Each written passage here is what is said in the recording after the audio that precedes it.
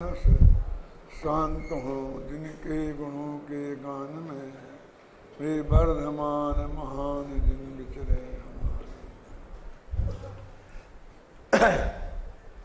समय सार अनुशीलन पृष्ठ 215 भाग 2 दूसरा पैरा 5वीं पंक्ति से। अब रही बात समय सार की, इन गाथाओं में प्रथम स्थान पर उल्लिखित अज्ञान की बात, सो वह तो मिथ्यात्वादि 4 कारणों के समुदाय रूप ही है। इस बात का उल्लेख इन गाथाओं की आत्मख्याति टीका में है ही, जो इस प्रकार है। कल 2-3 प्रश्न हुए थे कि 2 आचार्यों में मतभेद क्यों है। यहाँ भी 5 कारण बताए जा रहे हैं और तत्वा सूत्र में भी 5 हैं, लेकिन यहाँ प्रमाद गायब है और वहाँ अज्ञान गायब है। तो ऐसा क्यों है?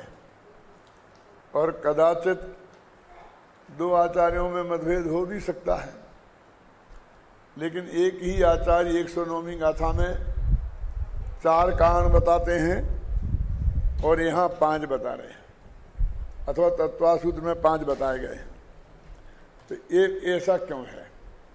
इनका उत्तर दिया था कि भाई कोई गायब नहीं है, अविरति और कसाय इन दोनों में प्रमाद को गर्भित कर लिया गया है, इसलिए एक कोई मतभेद की बात नहीं है। क्या यदि गर्भित किया जा सकता है तो फिर उन्होंने अलग अलग क्यों बताए? वे भी गर्भित कर लेते तो ये प्रश्न खड़ा नहीं होता कि उन्होंने वस्तु की स्पष्टता के लिए, कोई भ्रम किसी को न रह जाए इसके लिए अलग कह दिया, तो भी कौन सा तकलीफ हो गई। वो कहते उन्हें नहीं कहते, वे नहीं करते। अब 2000 वर्ष और 1000 वर्ष पुराने आचार्यों को क्या करना चाहिए था, उस पर बहस करने से क्या फायदा है। जो उनने किया है उसको हम जैसे भी आगम के अनुसार अपेक्षाओं को समझकर एडजस्ट कर सकें, उस बात को सोचना चाहिए। मानो सुधार अपनी बुद्धि में करने की कोशिश करें, आचार्यों के ग्रंथों में नहीं। लेकिन ऐसी जो भाषा में प्रश्न खड़े किए जाते हैं, राजवार्तिकादिक में भी किए हैं, वो तो सिर्फ श्रोताओं के चित्त में बात स्पष्ट हो जाए, इसलिए वो ऐसे प्रश्न खड़े करके और उनका जवाब देते हैं। समझ में ना? नहीं तो उनको कोई दिक्कत नहीं थी, लेकिन सारी सामान्य जनता में ऐसी बात आती है ना। अभी भी 2 विद्वान व्याख्यान कर रहे हों और एक में 4 आ जाएं बंध के कारण, एक में 5 आ जाएं, तो जो सतर्क श्रोता होंगे वे तो कह ही सकते हैं कि उनने तो सुबह 4 बताए थे और आप 5 बता रहे। इन विद्वानों में मतभेद क्यों है, मेरा मतलब आ सकता है ना।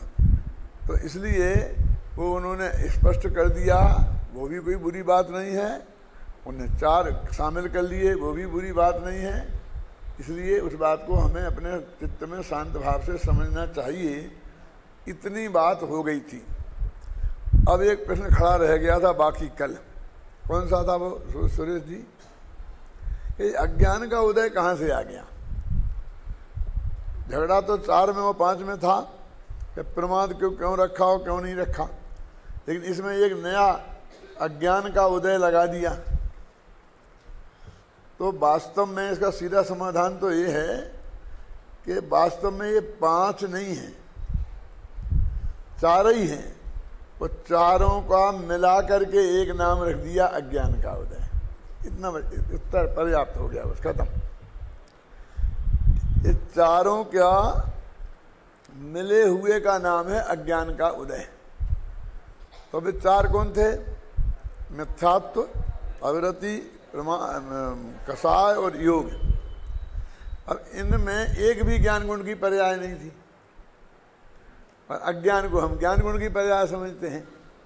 तो ज्ञान गुण की पर्याय में सबको कैसे शामिल कर दिया? कहते भैया यहाँ जो अज्ञान है वो ज्ञान गुण की पर्याय नहीं है। इनका ये जो 4 चीजें हैं, ये जिस गुण की पर्याय हैं, इनका समुदाय भी उसी गुण की पर्याय है। ये मिथ्या दर्शन रूप अज्ञान है, ये औदिक अज्ञान नहीं है। शास्त्रीय भाषा में क्षयोपशमिक अज्ञान है। औदिक अज्ञान में और क्षयोपशमिक अज्ञान में क्या फर्क है? जो ज्ञानावरणी कर्म के उदय से अज्ञान होता है वो नहीं जानने रूप होता है, और वो बंध का कारण नहीं है। और ज्ञानावरणादि कर्म के क्षयोपशम से जो जानने रूप ज्ञान होता है वो भी मुक्ति का कारण नहीं है। ज्ञान गुण ना बंध का कारण है ना मुक्ति का कारण है। ज्ञान गुण, क्योंकि जानना तो स्वभाव है, अब कैसे ही जाना, कितना ही जाना, क्या फर्क पड़ता है? और नहीं जानना एक कमजोरी है, अपराध नहीं है। अब मेरी आंख से कम क्यों दिखता है और तुम्हारी आंख से ज्यादा क्यों दिखता है, अब इसका क्या है? मुझे इस बात की सजा मिले कि मेरी आंख से कम दिखता है, ये तो अन्याय है ना। अथवा मेरे चश्मा लगा करके दिखता है और आपको बिना चश्मा के दिखता है। इसलिए ऐसा लिखा है समंत भद्राचार्य ने आपने मीमांसा में, अज्ञानाच्चे ध्रुवो बंधो ज्ञानंत्यान्न केवली। अज्ञान से यदि निरंतर बंध होता रहेगा तो अनादि से तो ये अज्ञान है ही है, पौधे का ज्ञान हर जीव के, और ज्ञेय तो अनंत है, और सब ज्ञेयों को जानना वो ज्ञान है। तो इसलिए वो तो जान ही नहीं सकेगा सबको कभी भी, और वो अज्ञान रहेगा, वो बंद होता रहेगा, उसे तो रोका नहीं जा सकता जब तक केवल ज्ञान नहीं हुआ। और जब तक उसको अज्ञान से बंद मानते रहेंगे तो बंद होता रहेगा, तो केवल ज्ञान कभी होगा ही नहीं। तो केवल ही होना है, तो इस अज्ञान को बंद का कारण मत मानो। और सारी दुनिया को जानना मोक्ष का कारण भी नहीं है, तो कितनी स्पष्ट बात हो गई। हमें त्रिकालीदर्श भगवान आत्मा को जाना, तो कहते हम यही तो हम कहते हैं कि पर को मत जानो, लेकिन मत जानो में तो वो जानने के स्वभाव का निषेध होता है ना। क्या कि जानता ही नहीं है, इसमें तो और ही ज्यादा गड़बड़ हो गई। हम ये कहते उसके जानने से तुम्हारा बंध और मुक्ति का कोई संबंध नहीं है। फैक्ट ये है अभय कुमार जी, तो बैलेंस रखना चाहिए ना। हम इसी तत्व को प्रस्तुत करें तो प्रश्न खड़ा ही नहीं होगा। अब ये यहां पर जो अज्ञान की बात है, ये तो क्षयोपशम का ज्ञान है। अब क्षयोपशम का ज्ञान वो बंध का कारण है। असल क्यों कि यहां पर जब क्षयोपशम भाव के 18 भेद गिनाए हैं तो उसमें 4 ज्ञान और 3 अज्ञान अलग अलग गिनाए। इसलिए क्षयोपशमिक अज्ञान में क्षयोपशमिक ज्ञान शामिल नहीं हो सकता। आप समझे ना, क्योंकि अज्ञान का खाता अलग खोला है, और इसका ज्ञान अज्ञान का भेद ज्ञानावरणी कर्म के उदय से कुछ लेना देना नहीं है। मिथ्यात्व के उदय से और अनुदय से लेना देना है। मिथ्यात्व सहित हो तो ये मिथ्या ज्ञान होते हैं, और सम्यक दर्शन सहित हो तो सम्यक ज्ञान होते हैं। क्योंकि मिथ्यात्व में 3 ही होते हैं, मन पर ज्ञान होता नहीं है। ख्याल में है ना। और उसमें 4 होते हैं संबंध श्री के 6 ज्ञानों में। केवल ज्ञान तो सहायक ज्ञान है। मन पर ज्ञान का उपयोग रूप उपयोग जहां तक मैं समझता हूं 6वें ही गुण स्थान में होता है। कल किसी के प्रवचन में 6वें 7वें आया था, इसलिए मैं ये खुलासा कर रहा हूं। क्या शुद्धोपयोग के काल में थोड़ी उसका प्रयोग, दूसरे के मन की बात को काहे को जानेगा वो शुद्धोपयोग के काल में। क्यों आपको आप तो कह रहे थे कि वो पर के जानने में कोई दिक्कत नहीं है। ले भैया, ये जो ज्ञान होता है इसको बुद्धि पूर्वक, जैसे अवधि ज्ञान होता है ना, तो हमारे एक यहाँ पर एक स्थान है हृदय कमल, उस पर उपयोग लगाने से ही वो होता है। बुद्धि पूर्वक उपयोग लगाने से ही मन पर ज्ञान होगा, समझ नहीं ना। और बुद्धि पूर्वक उपयोग नहीं लगाते हैं, वो जो वहाँ 8वें गुण स्थान तक बनता है ज्ञान का गे, वो तो ऑटोमेटिक प्रक्रिया के अंतर्गत बनता है। तो ऑटोमेटिक प्रक्रिया के अंतर्गत बने तो वो कोई अपराध नहीं है। और बुद्धि को तुम आत्मा पर से हटा के उस पर ले जाओ तो गड़बड़ है। तो बहुत हर बात में समझने की बात है क्या। तो अब ये बात क्या चल रही है यहाँ पर, वो अज्ञान यहाँ क्यों डाला। तो वो कहते संख्या तो तुम्हारी बिगड़ी नहीं, क्योंकि ये अज्ञान तो चारों के मिक्सचर का नाम है। घर में चाय अलग रखी है, चीनी अलग रखी है, पानी अलग रखा है, समझ गए ना। और जो भी वो डालते हो तुम, मुझे ज़्यादा पता नहीं, अचार का मसाला अलग रखा है, चार चीज़ें अलग अलग हैं। और जो कप में चाय आई है ये 5वां होगी, 5 में कहाँ हुई, ये चारों का मिक्सचर है। ये 5वीं कहाँ हुई। ये जो प्याले की चाय है वो वास्तव में प्योर चाय नहीं है, वो तो मिलावटी चाय है।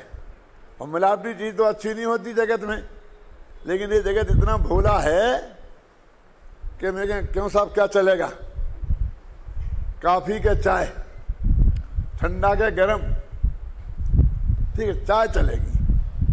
और चाय वो कहे चलेगी, और मैंने वो चाय की पत्ती है ना वो लाऊं, सौंफ जैसी दूं कि साहब ले ली कि ये चाय है। मैं कहता हूं ये चाय नहीं है। बोलो,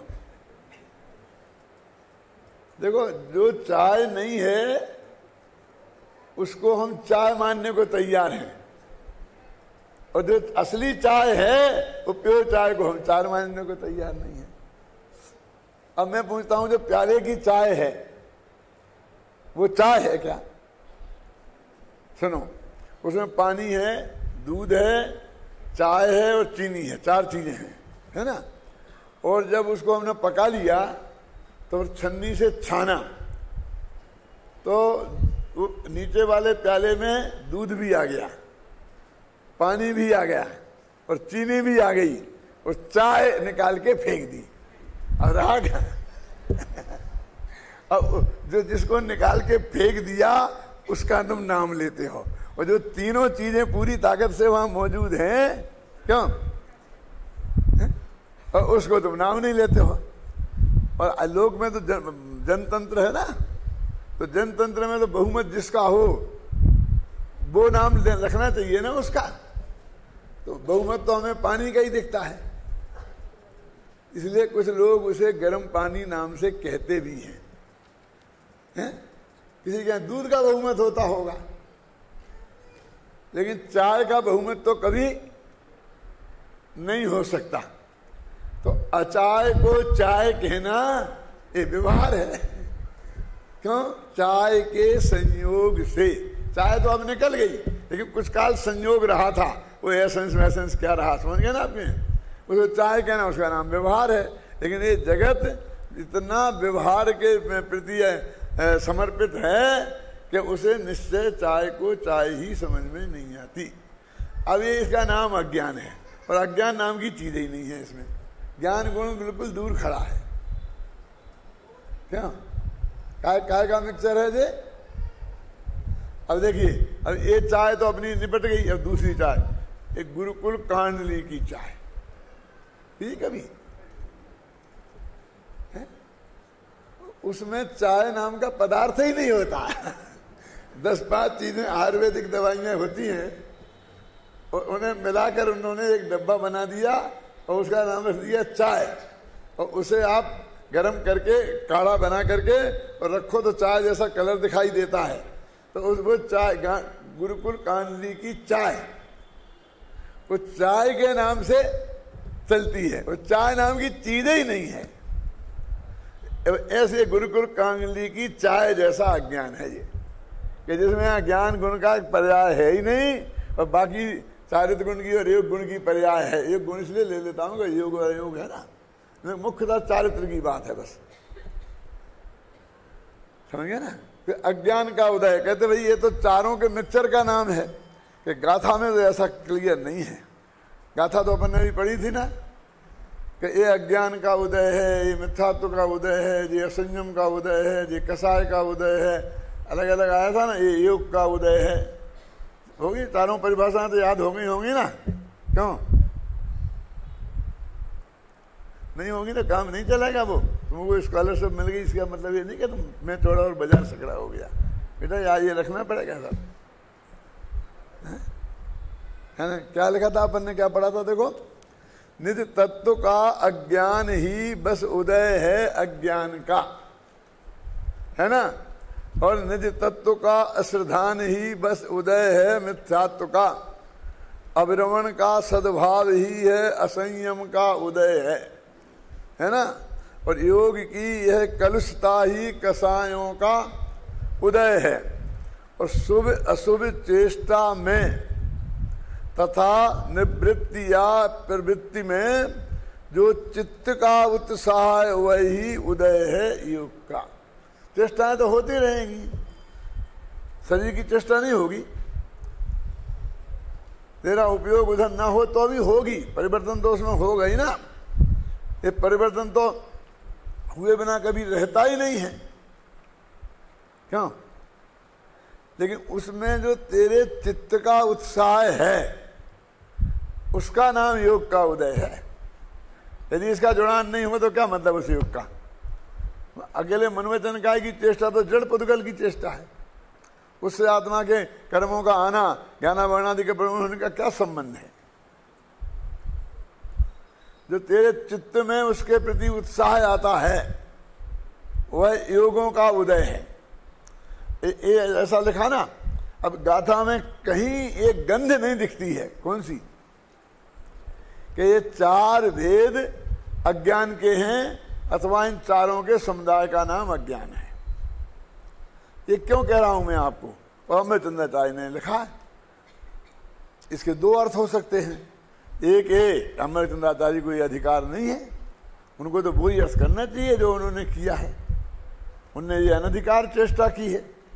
कुछ लोग ये भी कह सकते हैं, कुछ लोग ये कह सकते हैं कि नहीं साहब, कुंद कुंद को ही साफ साफ लिखना चाहिए था। मैंने कभी कोई इन आचार्य की गलती खोजेंगे और कोई उन आचार्य की गलती खोजेंगे, क्यों? लेकिन अमृतचंद्राचार्य ने टीका लिखी। आजकल तो हम क्या बोलते हैं, और आप टीका टिप्पणी बोलते ना, कि देखो उनकी आदत टीका टिप्पणी करने की है, ये अच्छी आदत नहीं है, क्यों? तो अमृतचंद्र की आदत बहुत खराब थी ना, कि हर एक की टीका टिप्पणी करते हैं। टीका टिप्पणी का अर्थ समझते हैं?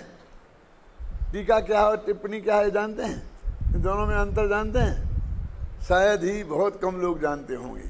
जो हम पूरा का पूरा अर्थ लिखते हैं ना और उसको युक्ति और से सिद्ध करते हैं, और कोई बात अस्पष्ट हो तो उसे खोलते हैं, ये सब का नाम टीका है। और अपन कहते बहुत सरल है भाई, इसका क्या अर्थ लिखना, लेकिन एक शब्द इसमें ऐसा आ रहा है कि जिसका अर्थ लोगों की समझ में नहीं आएगा, तो उसके ऊपर एक नंबर डाल के फिर नीचे एक नंबर लिख के और उस शब्द का अर्थ लिख देना, इसका नाम है टिप्पणी। क्या ये टीका और टिप्पणी, समझ गया? आप देखेंगे अपनी इन सब में, खासकर जो अपने पहले छपा था ना अपने से जयचंद जी छाबड़ा की टीका, उसमें टीका और टिप्पणी दोनों मिलती हैं। ये अपनी में टिप्पणी बहुत कम मिलेगी, टीका ही मिलेगी। क्यों ऐसा क्यों हुआ? क्यों? वो जयचंद जी छाबड़ा का था मूल, उसमें कोई माथा नहीं मार सकता था, उसमें बदलाव करना ये अन्याय था।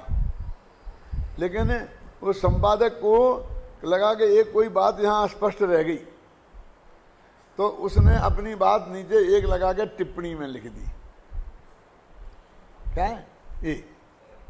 अथवा उन्होंने कोष्टक में लिख दी, क्योंकि उन्हें लगे अस्पष्ट रह गया है और मूल में तो वो शब्द है नहीं, तो उन्हें कोष्टक में लिख दिया। मैं आपको ये बताना चाहता हूं विद्वानों को खासकर, कि यदि ये पूरी की पूरी टीका जयचंद जी की नहीं है, किसी व्यक्ति विशेष की है, तो उसे कोष्टक लिखने की क्या जरूरत है? उसे टिप्पणी लिखने की क्या जरूरत है? तो जो टिप्पणियों में अर्थ दिया है वो हमारी टीका में नहीं होगा। क्यों नहीं होगा? हम अपनी टीका में ही शामिल कर लेंगे ना उस भाव को, अपनी भाषा में लिख देंगे ना। हमें टिप्पणी की क्या जरूरत है? हम किसी दूसरे की टीका का संपादन कर रहे होते तो हम टिप्पणी लिखते। क्यों? तो फिर आपने थोड़ी बहुत टिप्पणियां क्यों लिखी? फिर ये प्रश्न खड़ा होता है। सोचना तुम सब। उनकी भी जरूरत नहीं थी कि वो ऊपर इतनी बड़ी बात सेट नहीं होती है, ना कोष्टक से काम चलता है और ना फ्लो में सेट होती है, इसलिए हमने उसे नीचे टिप्पणी लिख दी। आजकल दादा एक बात और चली है, वो टिप्पणी वहां की वहां नीचे लिख देते हैं, ऊपर वो लगा देते हैं। अब आज ये नई बीमारी चली है जो मेरे चित्त को स्वीकार नहीं है और मैंने उसे नहीं अपनाया। लेटेस्ट तो वही है, इसलिए मुझे लोग लेटेस्ट नहीं माने, शायद क्या बोलते हैं, पुरातन पंथी कह सकते हैं। वो क्या करते हैं कि टिप्पणियां सारे अंत में लिखते हैं, 1 से लेकर 100 नंबर तक। पूरे लेख में 50 पेज का लेख है तो 1 से लेकर 100 नंबर तक के डाल देंगे वहां नंबर, और सबसे अंत में वे 100 टिप्पणियां लिखेंगे समय सार का था, फलाना फलाना फलाना फलाना। उनका ये कहना ये है कि जिसको देखना होगा देखेगा वहां जाकर के, और जिसको नहीं देखना होगा तो यहाँ बीच में वो डिस्टर्ब करेगी। डिस्टर्ब तो ऊपर करती, जब हमने लाइन के नीचे लिखा है तो कैसे डिस्टर्ब करेगी, हमारा कहना ये है। लेकिन ये यहाँ देखने के चांस ज्यादा हैं, वहां तो 50 में 100 में एक आदमी नहीं देखता है पीछे, और अकेली टिप्पणियों को कोई नहीं पढ़ता है। इसलिए हमने अपने में ये जानते हुए भी वो टिप्पणी तत्काल नीचे लिखने की ही परंपरा रखी है, और कोशिश ये की है कि कम से कम टिप्पणी लिखी जाए। अब देखिए ये टीका टिप्पणी कितना पवित्र शब्द हो गया, समझ गए आप? और आज हम किस अर्थ में प्रयोग करते हैं? क्या इनकी तो खराब आदत है, ये टीका टिप्पणी बिना नहीं रहेंगे हमारे विनय बाबू। क्यों है? माने उसको एक खराब आदत के रूप में हम मानते हैं। तो हमें चंद्राचार्य की आदत खराब थी। मेरे कहने का मतलब कितना अर्थ बदल गया है। ये आज की भाषा से आप कुंद कुंद का और अमृतचंद का मरम समझना चाहें तो नहीं आएगा समझ में। आपको इस बात का स्टडी करना पड़ेगा कि कुंद कुंद और अमृतचंद इस शब्द का प्रयोग किस अर्थ में करते हैं। इसको बोलते हैं तुम्हें कुंद कुंद, तुमने कुंद कुंद पढ़ा है, तुमने अमृतचंद पढ़ा है, ऐसे तुम्हें लठ छाप आचार्य कुंद कुंद जी महाराज को पढ़ा है कि नहीं पढ़ा, तुम्हें तो ऐसा कहलवाना है। क्यों?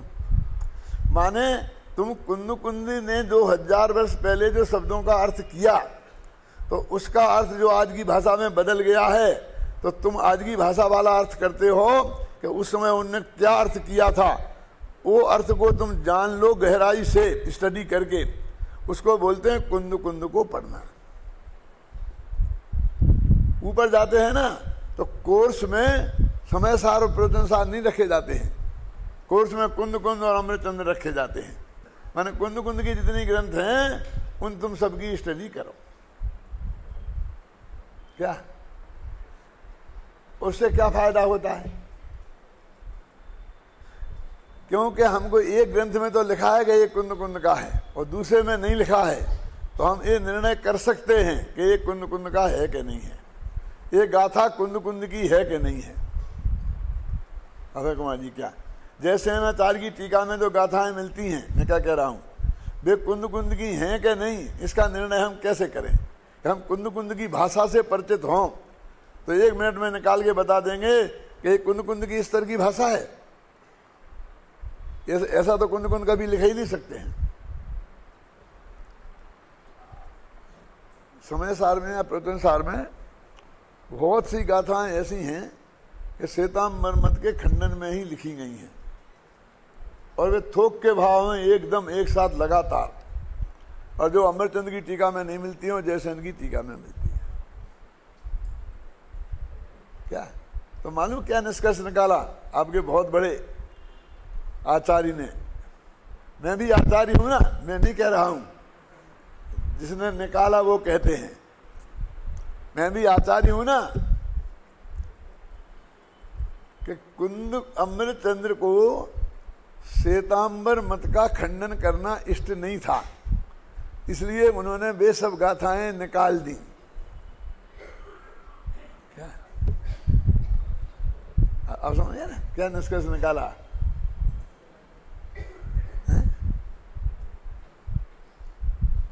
हमने ये लिखा है कि ऐसा हो सकता है कि कुंद अमृतचंद्र के सामने जो प्रति रही हो उस प्रति में ये गाथाएं नहीं हो, और जयसेनाचार्य को ये प्रति मिली हो उसमें ये प्रति में ये गाथाएं हो।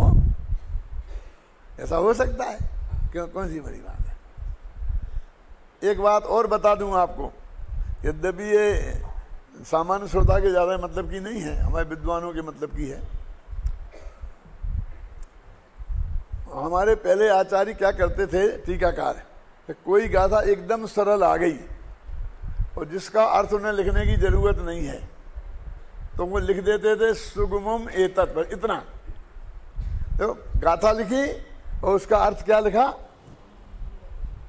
सुगमम एतत्, ये तो सरल है, खत्म, और आगे गाथा लिखे। क्या अब कई सुगमम एतत् लिख देते थे और कई लिखते ही नहीं थे, वो छोड़ के चले जाते थे। उनने टीका नहीं लिखी, तो बाद के लोगों ने जो आत्मख्याति की सहित कोई समय साल लिख रहे थे तो उन्हें टीका नहीं लिखी उसकी, तो उन्होंने गाथा ही छोड़ दी। कई संभावनाएं हो सकती हैं, आप समझ गए ना। अब उसके आधार पर हम डिसीजन करते हैं इसमें कौन सी संभावना प्रबल है और कौन सी संभावना कमजोर है। तो हम देखते हैं कि उन गाथाओं का स्तर ही नहीं है। इन गाथाओं में भाषा का कमजोर है, भाव कमजोर है, और विषय वस्तु हम उनको हटा देते हैं वहां से, तो विषय वस्तु के क्रम में कोई अंतर ही नहीं पड़ता है। ये बीच में थेगरे जैसे लगती हैं, और वो बात आगे पीछे की गाथाओं में कही जा चुकी है। क्या तो कहते इनको बोलते हैं प्रक्षिप्त, कि जो बाद में कहीं से उसमें डाल दी गई हैं, किसी ने कैसे क्या। तो ये सब चीजें में हमको इनकी जरूरत पड़ती है कि हम कुंद की भाषा का अध्ययन करें, उनके भावों का अध्ययन करें, उनके प्रतिपादन करने की शैली का अध्ययन करें, अमृतचंद्र की भाषा का अध्ययन करें, उनके प्रतिपादन की शैली का अध्ययन करें। जो पंचाध्यायी के रचनाकार हैं, जो लोग अमृतचंद्र को मानते हैं, उनमें हमारे गुरुजी पंडित मक्खनलाल जी प्रमुख हैं। और उनका यही तर्क है कि जिस तरह का प्रतिपादन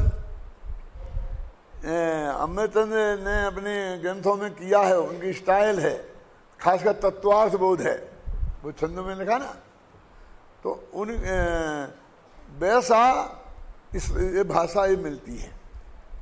और हम कहते हैं, फूलचंद जी, देवकी नंदन जी और जो टीकाकार हैं, वो कहते हैं कि नहीं ये पांडे राजमल जी का है।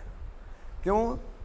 कि पंचाध्यायी में जो नयों की पद्धति है वो अमृतचंद्राचार्य की टीका में नयों की पद्धति नहीं है, और कलश टीका में वो नयों की पद्धति है। अब नयों का जो गहरा अध्ययन करेगा, मेरा मतलब समझ गए ना, उसको ये पता चलेगा। तो 2-3 विद्यार्थी दिखते हैं मुझे यहाँ जो नयों का गंभीर अध्ययन करने वाले हैं।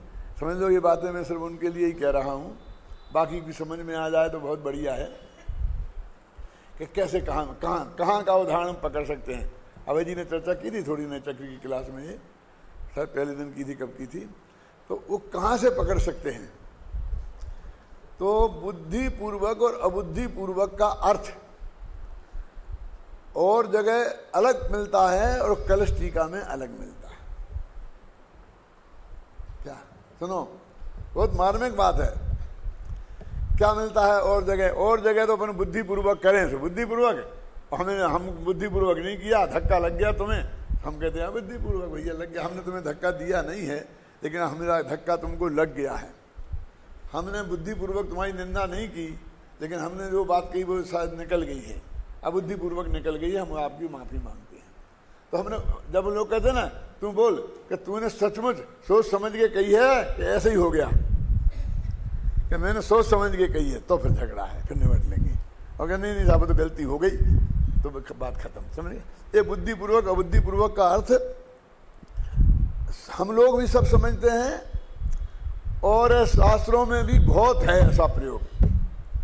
अब कलश टीकाकार ने क्या किया, इसका अर्थ क्या किया मालूम है?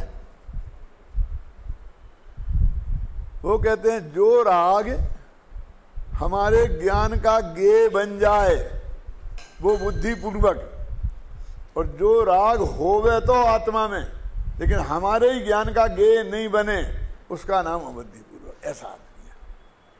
गले उतरता है आपके क्या? जैसे ये राग जो हुआ हमें पता चल गया कि ऐसा राग मुझे हुआ, तो उसका नाम हो गया बुद्धिपूर्वक, जो जानने में आया। और जो राग हमें पता ही नहीं चला, है ना, क्या जो 10वें गुण स्थान में संजुलन कसाय के उदय से राग होता है, उसका हमें क्या पता चलता है? वो केवल ज्ञान गम है। बहुत से हम लोग कहते रहते हैं ना, भैया हमें तो उसके प्रति बिल्कुल राग द्वेष नहीं है। द्वेष नहीं है तो हम थोड़ा मान लें, राग नहीं है तो हम मान लें, राग द्वेष नहीं है ये मान नहीं सकते, क्योंकि तेरा गुणस्थान कौन सा है? गुणस्थान तो बादशाही में बैठा है और कहता मुझे बिल्कुल राग द्वेष नहीं है। आप क्या करें? उन्हें गुस्सा तो आता ही नहीं है, जैसा नाम शांति वैसा ही बिल्कुल नहीं चल। कभी गुस्से में हमने देखा नहीं। उन विद्यार्थियों को पूछो तुम्हें क्या दिखेगा शांति का गुस्सा? शांति का गुस्सा तो विद्यार्थियों को दिखेगा। समझ में आया ना? ये तुम्हारा दिखने नहीं दिखने से निर्णय नहीं होता है। शास्त्र कहते हैं कि एक इंद्री के 23 कसाएं सदा उदय रूप रहती हैं। ये पेड़ में तुम्हें कहां दिखता है? आलू को गुस्सा करते तुम कब देखते हो? आलू को कौन सा अभिमान है? आलू को कौन सा लोभ तुम्हारी दिखाई देता है? लेकिन ये सब कसाएं सिर्फ दो नहीं है। दो कौन सी नहीं है? नपुंसक स्त्री वेद और पुरुष वेद, क्योंकि वो नपुंसक होता है। बाकी 23 कसाएं बिल्कुल उदय रूप मौजूद हैं। दिखने से क्या मतलब है? जो दिखे तो बुद्धिपूर्वक, नहीं दिखे तो अबुद्धिपूर्वक, ये उन्होंने अर्थ किया। और बनारसी दास ने फिर भी उसको अपनाया है, क्योंकि वो कलश टीका के आधार पर ही उनके सारा समय सार का अध्ययन कलश टीका के आधार पर था। अभी कैसे तो किसी को कुछ पता ही नहीं लगता, ये बढ़िया बात है इसमें, ये बढ़िया बात है इसमें, ये बढ़िया बात है इसमें, फर्क ही समझ में नहीं आता। लेकिन जब वो जो नयों का आप स्टडी करेंगे तो वहीं ये बताएंगे इस नए से और वो बताएंगे इस नए से। अब कलश टीकाकार को ऐसा अर्थ क्यों करना पड़ा? ये सोचा शांति जी? उनकी मजबूरी थी। क्या मजबूरी थी उनकी? क्योंकि उनने ये मान लिया कि परद्रव्यों के संयोग को हम किसी नए में नहीं ले सकते। ये स्त्री पुत्र किसी भी नए से अपना नहीं है, शरीर किसी भी नए से अपना नहीं है, ये अपना है ही नहीं। इसे अपना मानना कहना सब मिथ्यात्व है। ये उनने प्रतिपादन किया है। अब समझ में आया ना आपकी? में वो कहते कोई चीज बिल्कुल पृथक है, हिंदुस्तान हमारा, ये कोई बात है? ये भी कोई नए का विषय है? ये होता ही नहीं किसी के। अब विवाह नए के 4 भेद हैं।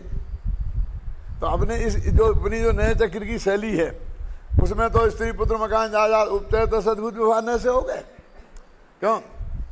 और फिर शरीर हो गया अनुपचय तो सद्भुत विवाह नए से, फिर रागादि हो गए उपचय सद्भुत से, और केवल ज्ञान आदि हो गए अनुपचय सद्भुत से। निपट गया काम। अब उनने में 2 नए ही नहीं माने, और 4 भेद हैं। उनको तो वे कह नहीं सकते हैं कि 2 ही भेद हैं। असद्भुत वाला नए वे मानते ही नहीं, जो माने। तो उनने क्या कहा? उसी में 4 उन्हें घटाना है।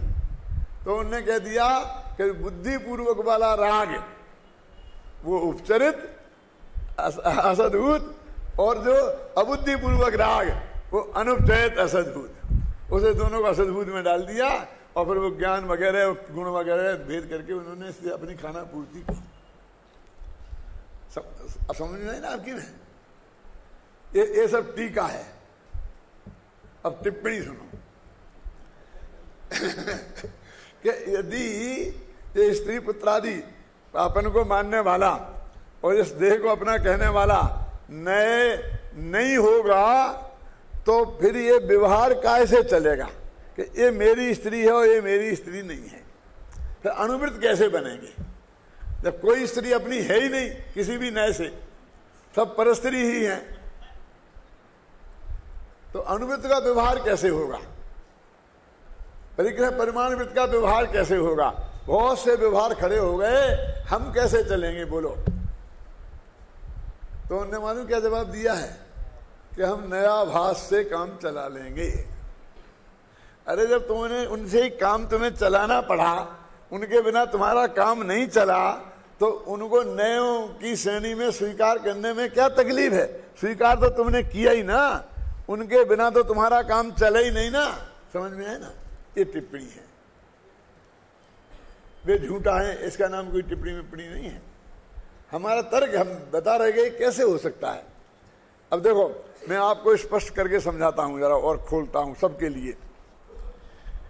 क्यों भाई साहब, आप ऐसा चाहते हो कि एक दिन सारा हिंदुस्तान जैनी हो जाए, कोई भी एक आदमी अजैन नहीं रहे? साहब इससे बढ़िया तो और क्या होगा? ये बात हो जाए तो क्या कहना, पहले था ना आदिनाथ के जमाने में सारा देश जैन ही था। पुराण पढ़ के देख लो। महावीर के जमाने में नहीं कह सकते क्योंकि अभी बहुत ताजी बात है तो हम सिद्ध नहीं कर पाएंगे, और आदिनाथ के जमाने में क्या दिक्कत है? मैं कहता हूं वो जाने दो, उनके था क्या नहीं था, तुम तो आज की बात करो। कि साहब बहुत ही बढ़िया बात है, इससे बढ़िया और बात क्या होगी? ठीक है, बढ़िया बात है ना। अब मैं आपसे पूछता हूं दुलीचंद जी कि जैनी को कौन सा धंधा करना चाहिए और कौन सा नहीं कर सकता? जैन करना चाहिए नहीं, कौन सा धंधा जैनी कर सकते हैं और कौन सा नहीं कर सकते? जैनी सेना में जा सकते कि नहीं? जैनी पुलिस में भर्ती हो सकते कि नहीं? जैनी लेटरिन साफ करने वाला काम कर सकते कि नहीं? ये ना जो वे करते हैं ना थे, ये झाड़ू लगाने वाला काम जैनी कर सकते कि नहीं? दूसरों के कपड़े धोने का काम जैनी कर सकते कि नहीं? हाँ, ये क्या बात करते हो? जैनियों को तो बढ़िया से बढ़िया काम होना चाहिए। वो जैनी नहीं, जो एक करे क्यों वो जैनी नहीं, तो सारा देश जैनी कैसे होगा? और सारा देश जैनी होगा तो हमारे कपड़े बिना ही धुले रहेंगे, हमारे बाल बिना ही बने रहेंगे। क्यों, क्या करोगे बोलिए? हमारा गांव की सफाई होगी ही नहीं। जैनियों के देश में सेना होगी क्या नहीं होगी? भरत चक्रवर्ती के पास सेना थी क्या नहीं थी? जैनियों के पास पुलिस होगी क्या नहीं होगी? अरे स्वर्गों में भी होती है लोकपाल नाम के। सोचते ही नहीं कि हम क्या कह रहे हैं। यदि सारा देश जैन हो सकता है तो आपको कोई भी ऐसा काम जो देश के लिए आवश्यक है वो जैनी नहीं कर सकता, ये नहीं मान सकते आप। कहने साहब क्यों करेंगे? तो क्या करोगे? ये झाड़ने वाले नेपाल से बुला लोगे?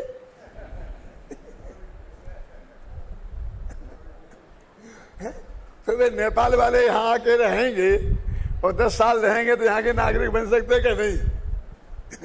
क्यों? तो यही क्यों हो गए ना? कोई सोचता ही नहीं है। क्या आप समझ गए ना? वहां जैनी बन जाए बहुत अच्छा है, और जैनी ये नहीं कर सकता, जैनी ये नहीं कर सकता। तुम करो, ये नहीं कह रहे हम। जब हमारा व्यक्तिगत का चुनाव आएगा तो हम बढ़िया से बढ़िया काम चुनेंगे, हम क्यों गलत काम चुनेंगे? लेकिन उस काम को करने वाले को जैनी नहीं हो सकता ये नहीं कह सकते, नहीं कहना चाहिए। किसी को हम रिजेक्ट नहीं कर सकते। हम क्यों सुनेंगे गलत से गलत काम? ये पढ़ाने का काम किसका था? वो तो ब्राह्मणों का था। तो जैनियों ने क्यों किया? ये जैनियों तराजू तोले क्यों? हम जैनियों के ब्राह्मण हैं।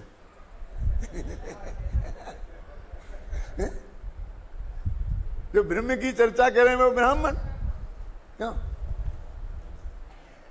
आप समझ गए ना? आप ब्राह्मण हो, आप ब्राह्मण हो, आप ब्राह्मण बनना पसंद कर रहे हैं। अरे क्यों क्यों नहीं बनेंगे? कोई ब्राह्मण कोई गाली है? तो हमने राजमल जी से ये कहा, हालांकि हम में उनमें 400 फर्क का फर्क है, फिर भी हमने उनसे कहा कि बताओ ये व्यवहार तुम कैसे चलाओगे? कि हम व्यवहाराभास से काम चला लेंगे। आखिर उनको एक कहना पड़ा, तो हमने कहा उन्हें व्यवहाराभास से काम चलाओगे, इससे बढ़िया तो यही है कि उनको ही तुम नयों की श्रेणी में रख लो। ये टिप्पणी है। टिप्पणी का अर्थ क्या है कि हमारे दिमाग में उसके संबंध में जो तर्क वितर्क खड़ा हुआ वो हमने आपके सामने प्रस्तुत किया और आप निर्णय करो। हमने अलग क्या लिख दिया, हम उनका रिजेक्ट क्या कर रहे, प्रशंसा भी कर रहे कि बहुत अच्छा, उन जैसा पंचाध्यायी जैसा ग्रंथ जिसमें प्रवाह हो भाषा का, इतना अच्छा गहरा अध्ययन हो, इतनी गहराई से विवेचन हो, शोधने में नहीं मिलेगा। तो अब के साहब आपके गुरु तो मानते हैं कि हमने चंद का हमने, अरे गुरु, हम गुरु की क्या, हमें हर बात में हम बराबर तर्क से, युक्ति से, न्याय से सब देखेंगे। नहीं तो फिर यदि ऐसे करने लग जाएं तो हर बात मानेंगे तो एक जगह कहीं गलती हो गई फिर वो गलती अनंत काल तक चलेगी। टोडरमल जी ने क्या लिखा मोक्ष मार्ग प्रकाशक में कि एक तो गलत बात आगे चलेगी नहीं और ज्ञानी जन चलने देंगे नहीं, उसका तत्काल निषेध कर देंगे। और उन्होंने किया। जब मैं टोडरमल जी पर रिसर्च कर रहा था तो एक किताब मुझे मिली, उसका नाम था चर्चा समाधान। क्या? तो उस किताब पर, आपने बड़े मंदिर में ही है शायद, वो अंत में एक टिप्पणी लिखी थी। पूरी किताब लिखी गई, खत्म हो गई और अलग भाषा में, वो राइटिंग बिल्कुल अलग है कि ये चर्चा समाधान नामक ग्रंथ आगरा में भूधर दास ने लिखा और यहाँ टोडरमल जी की सभा में इसे बांटा गया। तो टोडरमल जी साहब ने फरमाया कि इसमें 135 तक के प्रश्नोत्तर तो आगम के अनुसार मिलते हैं और आगे के प्रश्नोत्तर आगम से मिलान खाते नहीं हैं, इसलिए स्वाध्यायी जन जागृत रहकर इसे पढ़ें। नहीं पढ़े, नहीं लिखा, लिख दिया। क्यों? हिसाब से टीका टिप्पणी करना तो अच्छी बात नहीं थी, उनने खुद ही लिखा कि हमारी ड्यूटी है भाई साहब, हम नहीं करेंगे तो वो बात चलती निकलेगी ना। शुरू के 135 बढ़िया से बढ़िया निकलेंगे, लोग कहेंगे बहुत बढ़िया बहुत बढ़िया, और फिर अंत में वो गलत बातें भी चल पड़ेंगी समाज में। क्या करें? तो आज एक जगह एक किताब में ये लिखा मिल गया, तो हमने अपने पंडित टोडरमल व्यक्तित्व करते तुम्हें ये बात लिखी कि भाई भूधर दास जी की हर बात को प्रमाण के तौर पर पेश नहीं की जा सकती। तो अब समझ में आया ना? तो ये पद्धतियां हैं, इसमें कोई राग द्वेष की बात नहीं है, किसी के विरोध की अवरोध की बात नहीं है। इस जैन धर्म के मूल मार्ग को सुरक्षित रखना है कि नहीं रखना है। तो यदि हम अपनी भलाई बुराई को देखेंगे, रिश्तेदारी देखेंगे, तो ये जैन धर्म का मूल मार्ग कैसे सुरक्षित रहेगा, इसकी हमको बात सोचना चाहिए। देखो अभी कहा ना, अतत्व की उपलब्धि रूप से अर्थात तत्व के अज्ञान रूप से ज्ञान में स्वाद रूप होता हुआ अज्ञान का उदय है। अतत्व की उपलब्धि माने तत्व तो प्राप्त हुआ नहीं, और जो गलत बात है उसको हमारे ज्ञान में आई और उसका हम स्वाद ले रहे, स्वाद ले रहे माने अनुभव पूर्वक, ऐसा उसका नाम है अज्ञान का उदय। अनुभव पूर्वक माने हमको बिल्कुल पूरी तरीके से वो चित्त में को स्वीकृत हो गई। अनुमान। अब नवीन कर्मों के हेतुभूत यह अज्ञानमय भाव मिथ्यात्व, असंयम, कसाय और योग के उदय के रूप में 4 प्रकार का है। देखो वो अज्ञान भाव ही 4 प्रकार का है। ये टीका में इतना साफ लिखा है। अभी देखो मैं संस्कृत टीका इसलिए खोल के रखी है, आप देखो निकालो पेज नंबर 213।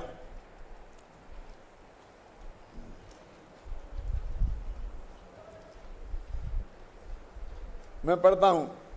अतत्तोपलब्धि रूपेण ज्ञाने स्वद मानो अज्ञानोदय मिथ्यात्व, असंयम, कसाय, योगोदय।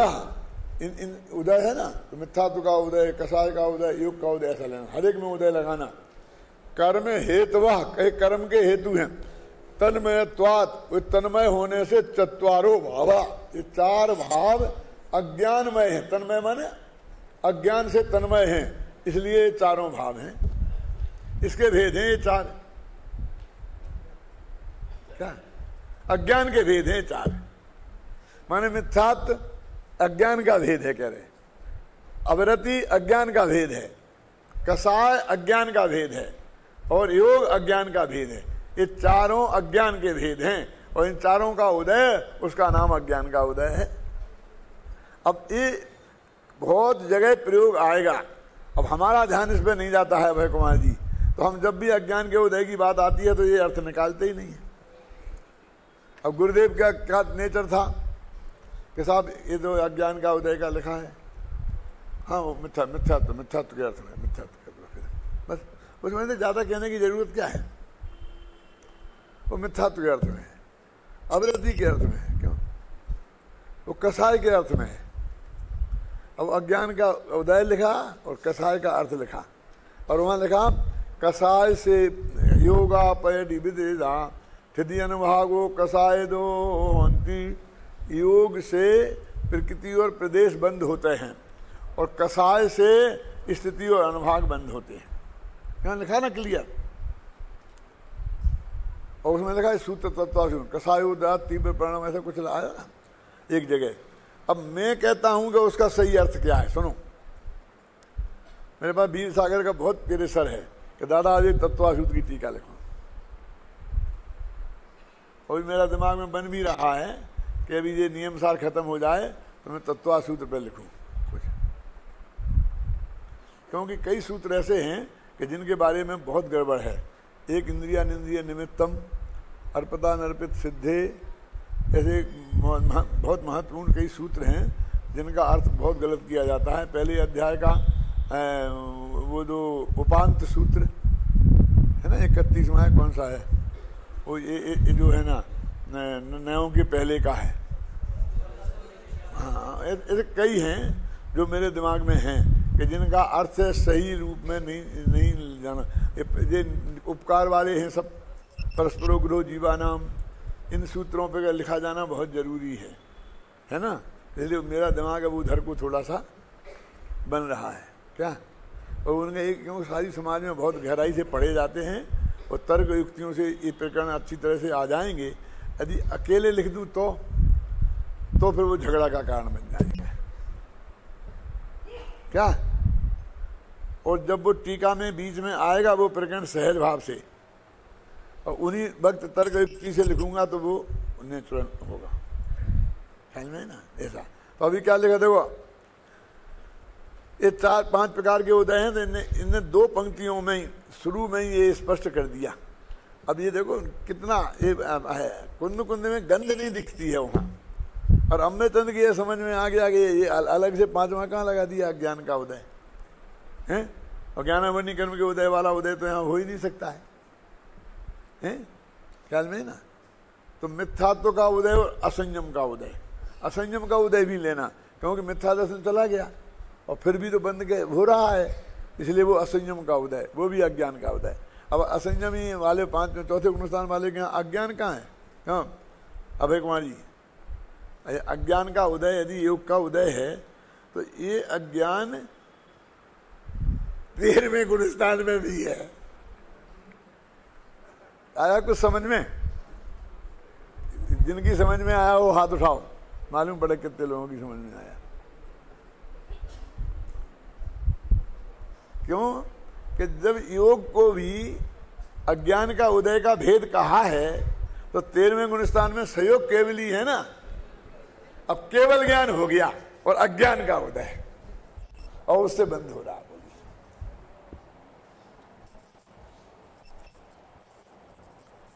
क्या अब समझ? अब समझेंगे ना? ये लिखा ना, 4 चीजें अज्ञान का उदय के भेद हैं। कौन? मिथ्यात्व, अविरति, कसाय और योग। तो योग माने सहयोग केवली, माने योग है ना, तो उनके योग का उदय है ना।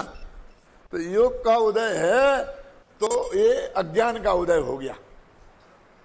अब केवल ज्ञानी के अज्ञान का उदय किसकी समझ में आए, पिटाई हो जाए। उसके लिए इतने बैकग्राउंड से बात समझानी पड़े आगे पीछे से, तो लोगों के गले उतरे।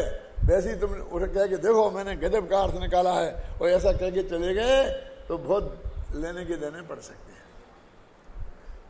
तो ये प्रतिपादन करने के लिए पहले कितनी जिम्मेवारी है। क्यों? अब आगे पीछे की सारी व्यवस्था दिमाग में हो, समझाने की ताकत हो और उतना थोड़ा पुण्य का उदय भी हो। क्योंकि ये पिटाई से पुण्य के उदय से बचोगी, इनसे नहीं। क्यों? बड़े बड़े ज्ञानियों की पिटाई हो गई ना। किनकी होगी? पारसनाथ की हो गई ना। अंतर्भूतवाद केवल ज्ञान होना था और कमठ ने करे ही दी।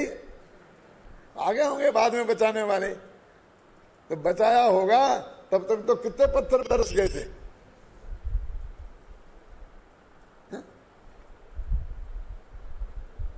ऐसा ना, तो नहीं हो यदि इतनी ये देखो तो नहीं कहना क्या। समझ में? मैंने क्या क्या इफेक्ट कहाँ कहाँ आएगा उसको हमारे दिमाग को हमने दौड़ा करके उसके बाद विवेक से निर्णय करना चाहिए। देखो पढ़ते हैं अब आगे। तत्व के अश्रद्धान रूप से ज्ञान में स्वाद रूप होता हुआ। देखो अज्ञान क्यों कह रहे? ज्ञान में वो अतत्व का सिद्धांत उदय रूप होता हुआ वो मिथ्यात्व का उदय है, लेकिन हरेक में ज्ञान में स्वाद रूप कह रहे। वो अज्ञान नाम क्यों दिया? देखो समझने लगे। तत्व के अश्रद्धान रूप से ज्ञान में स्वाद रूप होता हुआ लिखा ना, मिथ्यात्व का उदय है। अवरमण रूप से ज्ञान में उदय स्वाद रूप होता हुआ असंयम का उदय। कलुष उपयोग के रूप में ज्ञान में स्वाद रूप होता हुआ कसाय का उदय। सुभाषु प्रवृत्ति और निवृत्ति के व्यापार रूप से ज्ञान में स्वाद रूप होता हुआ योग का उदय। अब उन्होंने जो कहा तो फिर आगे जो परिभाषा सारी दी वो परिभाषा कितनी व्यवस्थित है। मैं कल दादा से बता रहा था कि जब आत्मख्याति पढ़ते हैं और वो नियम सार की टीका पढ़ता हूँ तो मुझे बहुत ही अटपटा लगता है।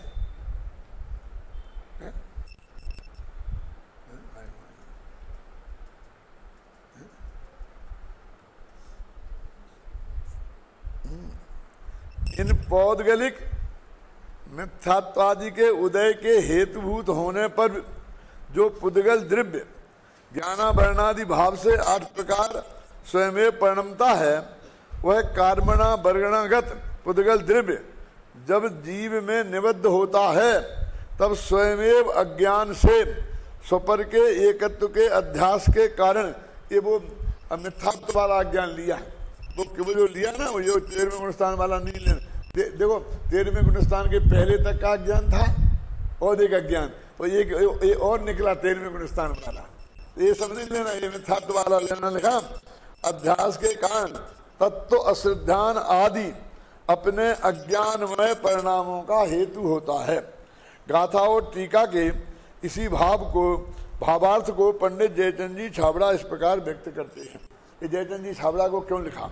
क्योंकि मुझे ये बताना ज्यादा इष्ट है कि जयचंद जी छाबड़ा के दिमाग में ये बात पूरी गहराई से पकड़ में आई थी।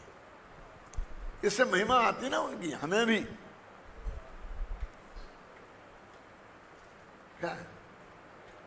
माने ऐसा नहीं था कि उनके दिमाग में ये बात नहीं आई थी।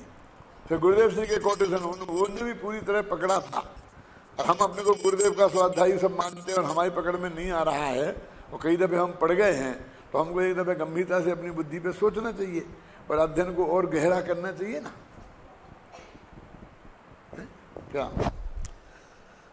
अज्ञान भाव के भेद रूप, एक समय हो गया कल का, नहीं ये भावार्थ अपन कल पढ़ेंगे।